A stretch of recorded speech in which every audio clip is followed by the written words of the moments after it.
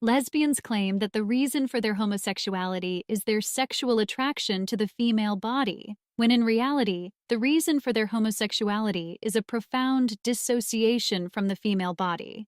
As I have explained in other videos, homosexuality is a gender identity disorder based on a total rejection of the reality of our gendered biology. In addition, both male and female homosexuality frequently stem from misogyny. In the case of lesbians, this misogyny is both sexualized and internalized. Keep in mind that misogyny can be either unconscious or conscious. By the way, misogyny and internalized misogyny are real phenomena, but homophobia and internalized homophobia are not. I'll have to explain more about this in future videos. Despite what lesbians claim about loving the female body, many lesbians have a profound rejection of, hatred for, dissociation from, and even disgust with the female body, female genitals, and female reproduction. This disconnect from the feminine can be so extreme that their vaginas are often numb to sexual sensation and pleasure. Dr. Elaine Siegel was a very liberal pro-homosexuality psychoanalyst who accidentally made over 50% of her lesbian clients become fully heterosexual by helping them to heal the gender identity trauma that they experienced as little girls. As Dr. Siegel explains in her book on lesbianism, some assert that homosexuality needs to be normalized, a view I myself held for years until the patients described in this book taught me otherwise. Dr. Siegel found that her lesbian patients both rejected and hated their female bodies. And instead of viewing menstruation as a sign of womanhood and female fertility, for all of Dr. Siegel's lesbian patients, menstruation presented special problems. Menstruation was felt to be an attack, a mutilation. By the way, heterosexual women with high levels of internalized misogyny have also been found to have more severe menstrual problems and more severe menstrual pain than heterosexual women with lower levels of internalized misogyny. As I have discussed in other videos, homosexuality is itself a form of narcissism. Specifically, homosexuality is itself a form of gender narcissism. Gender narcissism is the fundamental syndrome characterizing the homosexual condition. And just as narcissism develops in reaction to feelings of inferiority, gender narcissism develops in reaction to feelings of inferiority about one's gender. And gender narcissism involves an aversion to the opposite sex. Psychoanalyst Dr. Gerald Schonewolf explains that, typically, gender narcissistic females complain that their femininity is a handicap, the role of wife and mother is demeaning, and their reproductive organs are disgusting or a monthly pain. One stated about her genitals, "I wish I could just have my genitals cut out of me and be done with it." Gender narcissistic females also generally have more painful menstruations. Many report severe cramps and/or headaches accompanied by feelings of resentment about their femininity. The severe menstruations are related to their resentment about playing the female role of giving birth and nurturing his children. Severe menstrual problems can be interpreted as a somatization of gender narcissism. Dr. Siegel reported that all of her lesbian patients hated their vaginas and/or were disconnected from their vaginas. In the following examples from her patients, you will notice that internalized misogyny is strong in these women, who have adopted the same language misogynistic men use to describe female parts, such as holes. Shauna was overcome by shame and disgust. She said of her and her girlfriend, "Neither one of us have a thing. We both have holes." Simultaneously, Shauna said that she could feel nothing in her genitals. Others talked about their genitals in derogatory terms, such as a cunt. Another lesbian said, "Vaginas are such poor, empty things. Nothing can fill them up." Apparently, these lesbians didn't know that this is exactly what a penis is designed to do. Another lesbian said, "So, here I am with this hole." Another lesbian said she found her entire genital region distasteful. The idea that one day she could be a mother was awful to her. She saw her vagina and womb as the original black hole, a nothing. Another lesbian said, "I never dared touch my vagina, and I never looked at it. It felt numb. I often wondered why I didn't feel anything in that spot."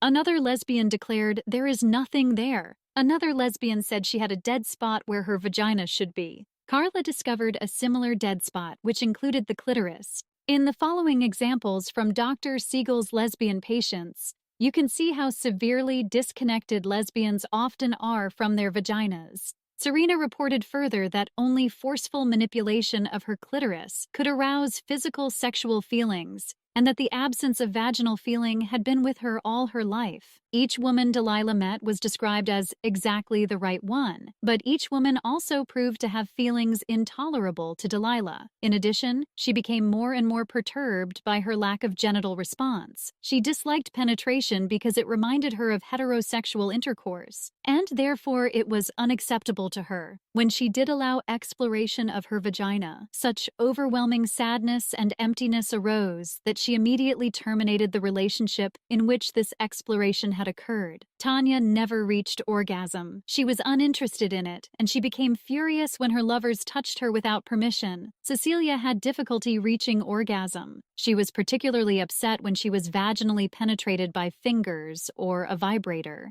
She became violently upset when her partner tried to manually stimulate her clitoris and vagina. She became humiliated and enraged. When her partner wanted to touch Cecilia's clitoris and vagina, Cecilia experienced states of terror. She said, "I didn't want to feel that hole when she pressed something into me. I wanted to choke her." Feeling her genitals even for a moment aroused aggression and pain in Cecilia. Her self-image included a body image that had nothing between the legs, like a plastic doll. All lesbians are suffering from various degrees of dissociation from their female selves, often to an extreme degree. When processing her feelings about her mother in therapy, Cecilia began to see her preoccupation with her breasts as an avoidance of her vaginal opening and an awareness of her penisless state. Female narcissists experience penis envy. Lesbians, in particular, often suffer from extreme levels of penis envy. Along with this penis envy is an accompanying aversion to playing the traditional female role of giving birth to and nurturing children. Another lesbian said, "Breasts are something,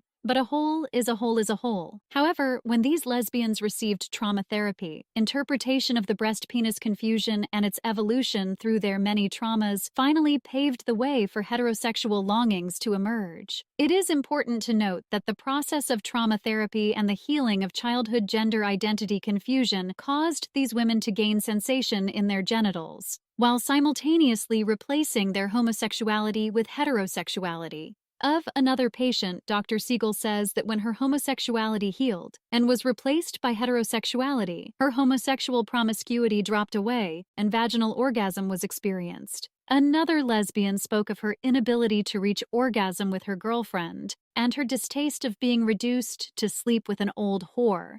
Of another lesbian patient, Dr. Siegel said that, despite intellectual knowledge about the functions and presence of her own sexual apparatus, Carla did not experience anything at all in her vagina or her clitoris. Trauma therapy led her to understand just how devalued and useless she thought her vagina. A period of intense rage at her mother followed. She said she had empty feelings when she should be full. She admitted, "It would have been easier if I had been a boy. They wanted one." As I have discussed in other videos, it is extremely common for the mothers of lesbians to have themselves been severely dissociated from their own femaleness. This dissociation gets imprinted directly onto their daughters, causing them to become homosexual as a direct result. Another lesbian patient said about her mother, "I knew she hated her own sex organs." Dr. Siegel explains that these women all saw themselves as sexually liberated. They were not aware that they allowed their partners the use of their genitals as objects not belonging to them. It was as though they farmed out their vaginas without being connected to them. As Dr. Siegel says of her lesbian patients, Charlotte suddenly confessed that in all her sexual relationships, she had been chronically dissatisfied. Some of her lovers had suggested devices and techniques to please her, but she had always warded them off. As Pepina began to understand in depth the meaning of her need for homosexual contact, she also acknowledged a lack of sensation in her vagina. Another lesbian talked about down there without knowledge of what her genitals were like. She pronounced the word vagina only with the utmost reluctance. Trauma therapy finally led her to understand just how much she despised her physical female self. They were struggling with an incomplete body image. Some of the women reported having feelings or sensations in their genitals only when their female partners actively stimulated them with various sadomasochistic practices. By the way, sadomasochism is a very common lesbian practice.